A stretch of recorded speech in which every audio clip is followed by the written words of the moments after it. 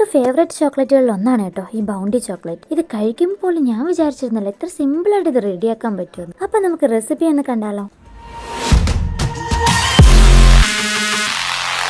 ഞാനൊരു മീഡിയം വലിപ്പമുള്ള തേങ്ങ ചെറിയ പീസസ് ആയിട്ട് കട്ട് ചെയ്തെടുത്തിട്ടുണ്ട് കേട്ടോ. നമുക്കിനി ഇതിന്റെ എല്ലാം ബ്രൗൺ ഷെയ്ഡ് കംപ്ലീറ്റ് ഒന്ന് കട്ട് ചെയ്ത് കളയാം. അതിനുശേഷം നമുക്ക് മിക്സിയുടെ ജാറിലേക്ക് ഇട്ട് പൊടിക്കാൻ വേണ്ടിയിട്ട് ചെറിയ പീസസ് ആയിട്ട് ഒന്ന് കട്ട് ചെയ്തെടുക്കാം. ഞാനിപ്പോൾ നമ്മുടെ തേങ്ങ പീസസ് ഫുൾ ഇവിടെ കട്ട് ചെയ്തെടുത്തിട്ടുണ്ട് കേട്ടോ. ഇനി നമുക്ക് നമ്മുടെ മിക്സിയുടെ ജാറിലേക്ക് ഇട്ടിട്ട് ഒന്ന് നന്നായിട്ട് പൊടിച്ചെടുക്കാം കേട്ടോ. ഒരുപാട് അങ്ങ് അരഞ്ഞു പോകരുത്, കുറച്ച് പീരയൊക്കെ വേണം കേട്ടോ. അതിനുശേഷം നമുക്ക് ഇതൊന്ന് ഡ്രൈ ആക്കി എടുക്കണം. അപ്പൊ ഞാൻ ദേ ഒരു പാൻ അടുപ്പ് വെച്ച് കൊടുത്തിട്ടുണ്ട്. ഇനി നമ്മൾ തേങ്ങ പൊടിച്ചതും കൂടി നമ്മുടെ പാനകത്തേക്ക് ഇട്ട് കൊടുക്കാം കേട്ടോ. അപ്പോൾ ഓയിലൊന്നും ഒഴിച്ചു കൊടുക്കണ്ട. അതിനുശേഷം ഒരു 10-15 മിനിറ്റ് നമുക്ക് ഇങ്ങനെ ഇളക്കി ഈ തേങ്ങയിലുള്ള മുഴുവൻ വെള്ളം ഒന്ന് പറ്റിച്ചൊന്ന് ഡ്രൈ ആക്കി എടുക്കാം കേട്ടോ. അപ്പോഴത്തേക്ക് നമ്മുടെ ഡെസിക്കേറ്റഡ് കോക്കനട്ട് ഇവിടെ റെഡിയായി. നമുക്കൊരു ബൗളിനകത്തേക്ക് ഇട്ട് കൊടുത്തിട്ട് ആവശ്യത്തിന് മിൽക്ക് മെയ്ഡും ഒരു 1/4 ടീസ്പൂൺ വാനില എസൻസും കൂടി ഒഴിച്ചു കൊടുക്കാം. അപ്പോൾ നമുക്ക് മിൽക്ക് മെയ്ഡ് ഒഴിക്കുമ്പോൾ നമ്മളിങ്ങനെ ഉരുള പിടിച്ച് നോക്കാം കേട്ടോ. അപ്പോൾ ക്രാക്കൊന്നും വീഴുന്നില്ല എന്നുണ്ടെങ്കിൽ നമുക്ക് മിൽക്ക് മെയ്ഡ് ചേർക്കുന്നത് നിർത്താം. അപ്പോൾ ഞാൻ കുറച്ചും കൂടി ഒഴിച്ചു കൊടുത്തിട്ടുണ്ട്. അപ്പോൾ അതേ നമുക്ക് ഇവിടെ കറക്റ്റിന് കിട്ടിയിട്ടുണ്ട് കേട്ടോ. ഇനി ഞാനൊരു ബൗണ്ടിയുടെ ഷേപ്പിൽ നമ്മുടെ ഓരോ കോക്കനറ്റ് ഇതുപോലെ കൈ കൊണ്ടൊന്ന് ഷേപ്പ് ചെയ്തെടുക്കുകയാണ് കേട്ടോ. അപ്പോൾ ഞാൻ നമ്മുടെ കോക്കനറ്റുകളെല്ലാം ഇതുപോലെ ബൗണ്ടി ഷേപ്പിൽ എടുത്ത് വെച്ചിട്ടുണ്ട്. ഇനി നമുക്കിതൊന്ന് സെറ്റ് ആവാൻ വേണ്ടിയിട്ട് ഒരു 6 മണിക്കൂർ നമുക്ക് ഫ്രീസറിലേക്ക് വെച്ച് കൊടുക്കാം. അപ്പോൾ ഈ സമയം കൊണ്ട് നമുക്ക് കോട്ട് ചെയ്യാനുള്ള ചോക്ലേറ്റ് റെഡിയാക്കി എടുക്കാം. ഞാനിവിടെ കുറച്ച് ഡാർക്ക് കോമ്പൗണ്ടും കുറച്ച് മിൽക്ക് കോമ്പൗണ്ടും ആണ് കേട്ടോ എടുത്തിരിക്കുന്നത്. ഏതെങ്കിലും ഒന്ന് എടുത്താലും മതി. ഇനി നമുക്ക് ഡബിൾ ബോയിൽ ചെയ്തിട്ട് നമുക്ക് നമ്മുടെ ചോക്ലേറ്റ് ഒക്കെ ഒന്ന് മെൽറ്റ് ആക്കി എടുക്കാം.